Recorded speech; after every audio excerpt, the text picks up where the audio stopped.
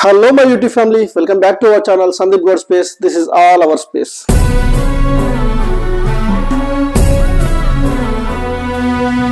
So నేను తమిళనాడులో ఇచ్చినట్టు ఈ రోజు ఒక మంచి video.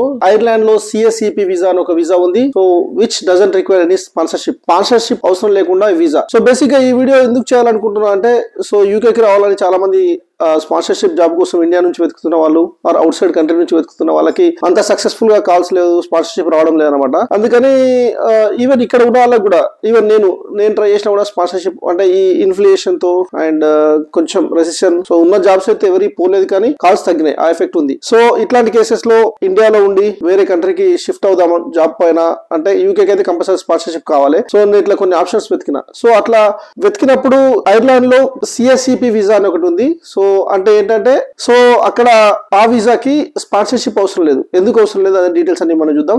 Let's go into video. So ఈ రోజు ఈ వీడియోలో CSEP వీసా గురించి ఉంటుంది మొత్తం. సో ఇందులో 5 పాయింట్స్ తీసుకున్నాను, ఎజెండా 5 పాయింట్స్. సో ఈజీగా అర్థం అవడానికి, క్రిస్పీగా ఉండడానికి. ఫస్ట్ 5 ఎజెండా పాయింట్స్ అని చూద్దాం. First point is what is CSEP visa, దాని ఓవర్వ్యూ డీటెయిల్స్ అని చెప్తా. And second, eligibility to apply CSEP visa. ఈ వీసాకి అప్లై చేయాలంటే ఏం ఎలిజిబిలిటీ ఉండాలి. And third, benefits with this CSEP visa, ఏమేమి బెనిఫిట్స్ ఉన్నాయి. And fourth, CSEP visa occupation list, అదేదో నేను క్లియర్ గా చెప్తా మళ్ళీ. Fifth, how to apply, demo ఇస్తా నేను, అంటే మనం ఎట్లా అప్లై చేసుకో చూపిస్తా. Coming to first one, CSEP visa. So నేను ఇంతకుముందు చెప్పినట్టు, ఇంట్రడక్షన్ లో చెప్పినట్టు, సో దేనికైనా స్పాన్సర్షిప్ అనేది అవసరము. స్పాన్సర్షిప్ అవసరం లేకుండా ఉండే జాబ్స్ ఏదైనా ఉందా అంటే, ఐర్లాండ్ లో ఈ కోవిడ్ నుంచి క్లియర్ అయిన తర్వాత కూడా అక్కడ నుంచి కొందరు స్కిల్డ్ వర్కర్స్ వెళ్ళిపోవడము లేదా రిటైర్ అయిపోవడం వల్ల వాళ్ళకు అక్కడ చాలా క్రిటికల్ గా ఆక్యుపేషన్ లిస్ట్ అవసరమైంది కొన్ని జాబ్స్ లో. సో యూకేలో అవసరమైనప్పుడు వాళ్ళు వీసాలో కొన్ని వేవ్ ఆఫ్స్ ఇచ్చారు. కానీ ఐర్లాండ్ లో ఉన్న కండిషన్స్ ప్రకారం స్పాన్సర్షిప్ లేకుండా ఐర్లాండ్ లో సెటిల్ అవ్వచ్చు. పర్మనెంట్ రెసిడెన్స్ వీసా ఇస్తే ఈజీగా ఆ జాబ్స్ ని ఆక్యుపేషన్ లిస్ట్ ఒకటి ఇచ్చి అందులో ఉన్న పొజిషన్స్ కి మనం రిక్రూట్ చేసుకోవచ్చు అని ఇంటర్నేషనల్ లెవెల్లో ఎవరైతే అవుట్ సైడ్ ఆఫ్ EEA అంటే యూరోప్ కంట్రీస్ లో కాకుండా బయట ఉన్న వాళ్ళందరికీ, ఈవెన్ UK నుండి అయినా, USA నుండి అయినా, చైనా నుండి అయినా, ఇండియా నుండి అయినా, ఇట్లా వేరే వేరే కంట్రీస్ అన్నిటి నుంచి ఐర్లాండ్లోకి వచ్చి సెట్ కావాలని ఎలిజిబిలిటీ కావాలనుకుంటే మీకు ఆ ఎలిజిబిలిటీ ఉండి, మిగతా ఎలిజిబిలిటీస్ నేను చెప్తా కదా అప్పుడు చెప్తా. సో అవన్నీ ఉంటే మీరు ఐర్లాండ్కి వెళ్ళొచ్చు అనేది ఈ వీసా అన్నట్టు. CSEP వీసా అంటే first one CSEP visa. CSEP visa అంటే ఏంటంటే critical skilled employment permit visa. Critical skilled employment permit visa అంటే వాళ్ళు ఒక లిస్ట్ ఇచ్చి ఆ లిస్ట్ లో ఉన్న వాళ్ళందరికీ క్రిటికల్ స్కిల్డ్ ఆక్యుపేషన్స్ ఏవైతే ఉన్నాయో, డాక్టర్స్ ఉన్నారు, mechanical engineers, civil engineers, IT professionals, IT managers, site managers and nurses, midwives, ఇట్లా చాలా ఆ లిస్ట్ అంతా చూపిస్తుంది కదా. అట్లా ఒక 60+ ఆక్యుపేషన్స్ కి లిస్ట్ కి వాళ్ళందరికీ క్రిటికల్ స్కిల్స్ లో ఉన్న వాళ్ళకి సో వేవ్ ఆఫ్ లాగా స్పాన్సర్షిప్ అవసరం లేకుండానే జస్ట్ వాళ్ళకి జాబ్ తెచ్చుకుంటే చాలు. అక్కడ నుంచి ఐర్లాండ్ నుంచి జాబ్ తెచ్చుకుంటే, ఆ జాబ్ ఆఫర్ ఉంటే చాలు, డైరెక్ట్ గా వాళ్ళు వీసా స్పాన్సర్షిప్ లేకుండా వెళ్ళొచ్చు. అండ్ అది CSEP వీసా అనమాట. సో ఇది ఎందుకోసం అంటే, ఇప్పుడు వాళ్ళకు ఆక్యుపేషన్ లిస్ట్ లో అంటే కొన్ని పొజిషన్స్ లో ఎంప్లాయీస్ లేకపోవడం వల్ల, స్కిల్డ్ వర్కర్స్ లేకపోవడం వల్ల వాళ్ళ ఎకనామీ పైన కూడా ఎఫెక్ట్ అవుతుంది. సో ఒదికు రిజిస్ట్రేషన్ అని వింటున్నాము, US లాంటి కంట్రీస్ లో జాబ్స్ పోతున్నాయని వింటున్నాము. కానీ కొన్ని కంట్రీస్ లో సో ఇట్లా క్రిటికల్ గా ఆక్యుపేషన్ లిస్ట్ లో ఉన్న ఎలిజిబిలిటీ ఉన్న ఎంప్లాయీస్ కి, ఉద్యోగస్తులకి ఎక్కడైతే ఉన్న ప్లేస్ లో చూసుకుంటే ఈజీగా సెటిల్ అయ్యే ఛాన్స్ ఉంటుంది అనే ఇంటెన్షన్. బేసిక్ గా యూకేలో అయితే కంపల్సరీ స్పాన్సర్షిప్ కావాలి. వేరే కంట్రీ నుంచి అప్లై చేస్తున్నప్పుడు, అవుట్ సైడ్ ఆఫ్ UK నుంచి నువ్వు అప్లై చేస్తున్నావు అంటే కంపల్సరీ స్పాన్సర్షిప్ కావాలి. సో ఈ క్వరీ చాలా మంది స్పాన్సర్షిప్ అప్లై చేసినా కూడా రావట్లేదని. అఫ్ కోర్స్ రావట్లేదు. సో ఇప్పుడున్న కండిషన్ లో కొంచెం క్రిటికల్ అయింది, అంత ఈజీగా వాళ్ళు స్పాన్సర్ చేయట్లేదు. అందుకని సో ఈ వీసా యూజ్ అవుతుంది అనమాట. ఇది CSEP వీసా. వాళ్ళు కొంచెం ఒక లిస్ట్ ఏదైతే ఇచ్చారో అది ఆన్లైన్ లో ఇస్తారు, CSEP క్రిటికల్ ఆక్యుపేషన్ లిస్ట్ అని. సో అది CSEP visa. And coming to next point, eligibility. So who are eligible to apply CSEP visa. So దీనికి ఎలిజిబిలిటీ క్రైటీరియా ఏంటి అంటే, first one, you should have a job offer. అంటే నువ్వు వేరే కంట్రీలో ఉన్నప్పుడే ఐర్లాండ్ లో ఉన్న కంపెనీ నుండి నీకు జాబ్ ఆఫర్ రావాలి. అండ్ సెకండ్ వన్, ఆ కంపెనీ ఏదైతే ఉందో it should not be recruitment agency or third party. నువ్వు ఫుల్ టైం ఎంప్లాయర్ గా ఐర్లాండ్ జాబ్ అంటే వాళ్ళు ఆ కంపెనీకి ఇచ్చిన ఫర్మ్ జాబ్ ఆఫర్ లెటర్ ఇచ్చిన firm, not sponsorship, job offer letter ఇచ్చిన ఫర్మ్. సో వాళ్ళకు రెగ్యులేటరీ బాడీలో రిజిస్టర్ అయి ఉండాలి. అండ్ థర్డ్, నీ శాలరీ నువ్వు వెరీ క్రిటికల్ ఆక్యుపేషన్ లిస్ట్లో ఉంటే 34,000 euros ఉండాలి. సో అది మినిమం అనమాట. 34,000 euros అంటే ఆల్మోస్ట్ 2 lakhs అంతే, 20 lakhs per annum. సో అది మినిమం ఉంటుంది. వెరీ క్రిటికల్ ఆక్యుపేషన్ లిస్ట్లో కాకుండా క్రిటికల్ ఆక్యుపేషన్ లిస్ట్లో ఉంటే 64,000 euros ఉండాలి. యా, ఇది శాలరీ. అండ్ ఆఫర్ లెటర్లో స్టార్ట్ డేట్ మెన్షన్ అయి ఉండాలి, అండ్ నీ రోల్స్ మెన్షన్ అయి ఉండాలి, పొజిషన్ మెన్షన్ అయి ఉండాలి. Yeah, of course typical offer లెటర్లో ఇవన్నీ ఉంటాయి కదా. అండ్ నీ experience, eligibility, and you should have A degree or more than that relevant ఫీల్డ్లో. ఐటీలో అయితే ఏ డిగ్రీ ఉన్నా పర్లేదు, నీకు ఎక్స్పీరియన్స్ ఉండాలి. యా, ఇది ఎలిజిబిలిటీ క్రైటీరియా. నీకు మెయిన్గా జాబ్ ఆఫర్ లెటర్ వచ్చి ఉండాలి. జాబ్ ఆఫర్ లెటర్ ఐర్లాండ్లో ఉన్న కంపెనీ నుంచి ఆఫర్ లెటర్ వచ్చి ఉండాలి. అండ్ జాబ్ షుడ్ 2 years వరకు నీ జాబ్ ఉంటుందని ఉండాలి. ఎందుకంటే అక్కడికి వెళ్ళిన తర్వాత నువ్వు ఐర్లాండ్ రెసిడెన్స్ పర్మిట్ తీసుకున్న వెంటనే, సో నువ్వు వెళ్ళగానే 1 weekలోనో ఆ 10 daysలోనో with in the short span of time నువ్వు రెసిడెన్స్ పర్మిట్ బీఆర్పీ లాగా, ఇక్కడైతే యూకేలో బీఆర్పీ అంటావు, బ్రిటిష్ రెసిడెన్స్ పర్మిట్ కార్డు లాగా, అక్కడ రెసిడెన్స్ పర్మిట్ కార్డు తీసుకుంటావు. ఆ రోజు నుంచి కార్డులో మెన్షన్ చేయబడ్డ డేట్ నుంచి 2 years వరకు నువ్వు జాబ్లో ఉండాలి. మధ్యలో జాబ్ ఎప్పుడు లేకున్నా కూడా సో నువ్వు మళ్ళీ పీఆర్కి అప్లై చేయడానికి అర్హత ఉండదు. ఇది ఎలిజిబిలిటీ క్రైటీరియా. మళ్ళీ ఒకసారి చెప్తాను. You should have a job offer letter and from the company, అంటే ఏదైతే నీ కంపెనీ ఆఫర్ లెటర్ ఇచ్చిందో 2 years వీసాతో 2 years జాబ్ పర్మిట్తో 2 years పీరియడ్తో నీకు జాబ్ ఆఫర్ లెటర్ ఇవ్వాలి. శాలరీ నువ్వు వెరీ క్రిటికల్ స్కిల్డ్ ఆక్యుపేషన్ లిస్ట్లో నీ రోల్ ఆర్ నీ పొజిషన్ ఉన్నట్టయితే 32,000 ఉండాలి. అండ్ క్రిటికల్ ఆక్యుపేషన్ లిస్ట్లో ఉన్నట్టయితే 64,000 euros ఉండాలి. అండ్ ఆఫర్ లెటర్లో స్టార్ట్ డేట్, జాబ్ ఆఫర్ ఇచ్చిన కంపెనీ రిజిస్ట్రేషన్ అయి ఉండాలి అండ్ రెగ్యులేటర్ బాడీలో. అండ్ నీకు అందులో స్టార్ట్ డేట్ కానీ అండ్ నీ ఎక్స్పీరియన్స్ కానీ అండ్ నీకు ఇస్తున్న రోల్ కానీ నీకు ఇస్తున్న రెస్పాన్సిబిలిటీ కానీ మెన్షన్ చేసి ఉండాలి. యా, ఇది ఎలిజిబిలిటీ క్రైటీరియా. సో ఇదంతా ఈజీ కదా. ఓన్లీ మెయిన్గా నీకు జాబ్ రావడం అనేది ఇంపార్టెంట్. యా, దీంతో పాటు ఇంకా కామన్ ఉంటాయి. నేను చెప్పాను పాస్పోర్టు, ఇక్కడ నీ బ్యాక్గ్రౌండ్ చెక్, అదంతా అందరికీ మనకు ఎక్స్పీరియన్స్ అందరికీ జరిగేది, అది అవసరం లేదు. కాబట్టి నేను మెయిన్గా ఈ వీసాకి సంబంధించిన స్పెసిఫిక్గా ఉండే ఎలిజిబిలిటీ క్రైటీరియా చెప్పినాను. Yeah, next third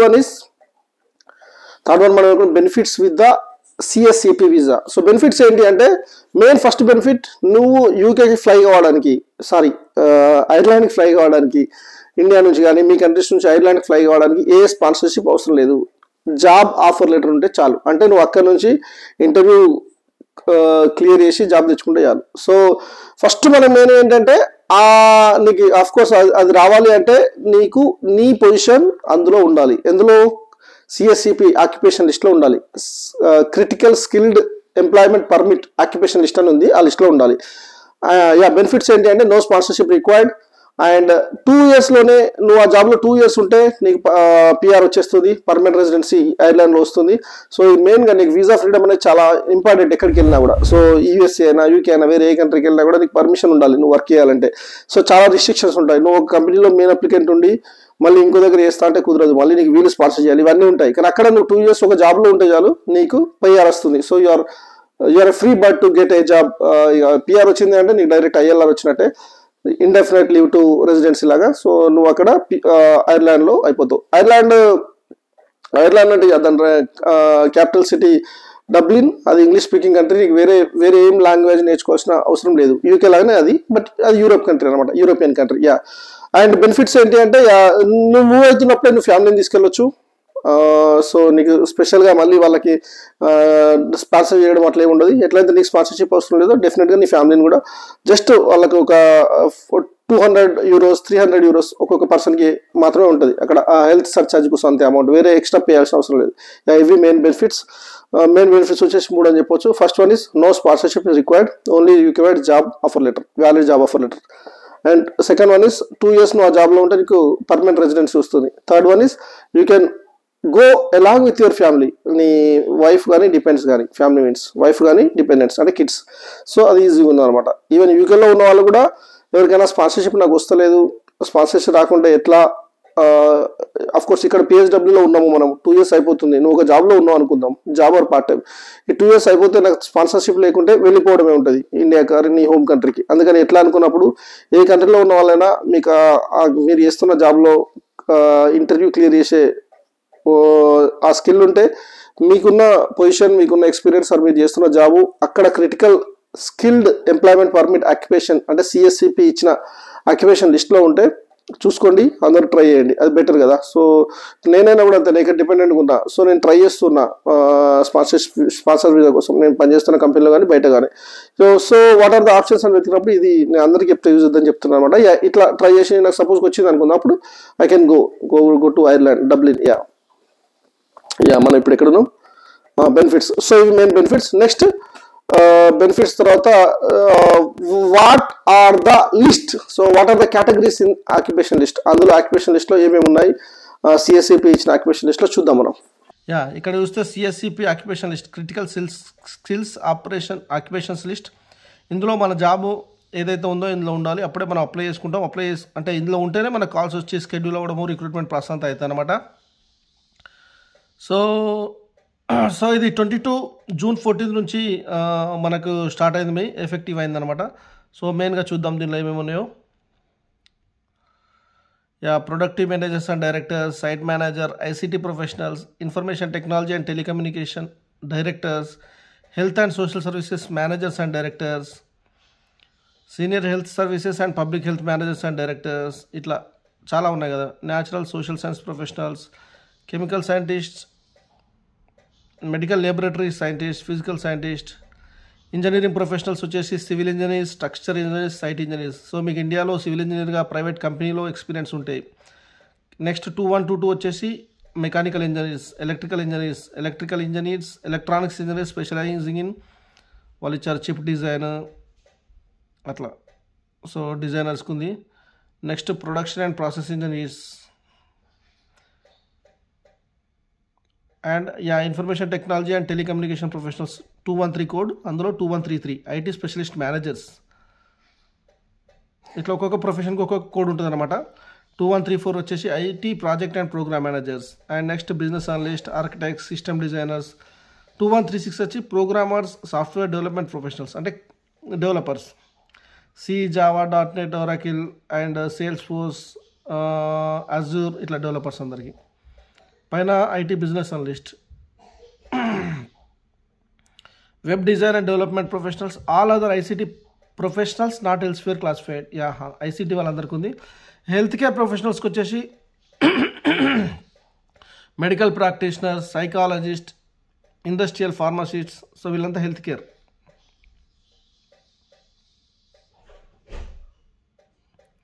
therapy professionals, physiotherapist, occupation therapist,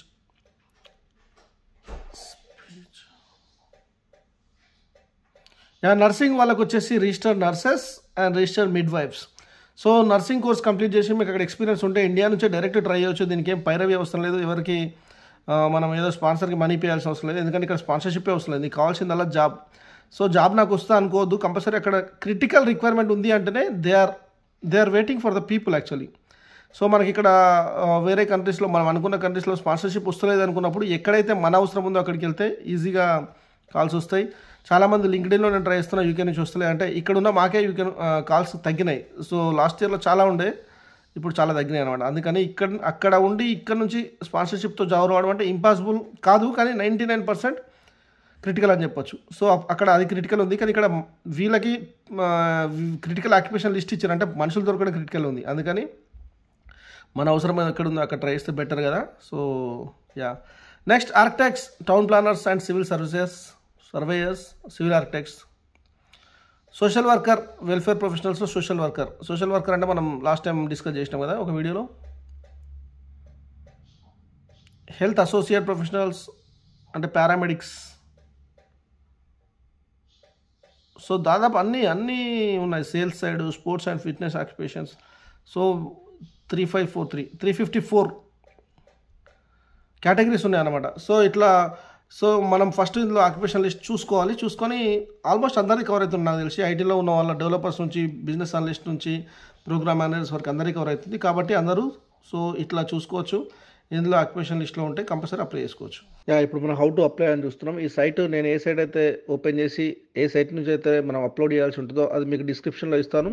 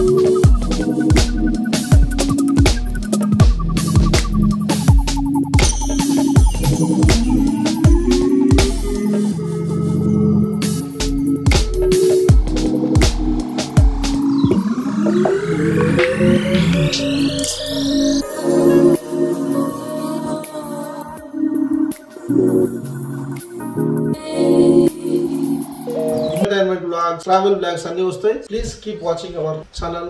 Love you guys. Yours Sandy signing off. Bye.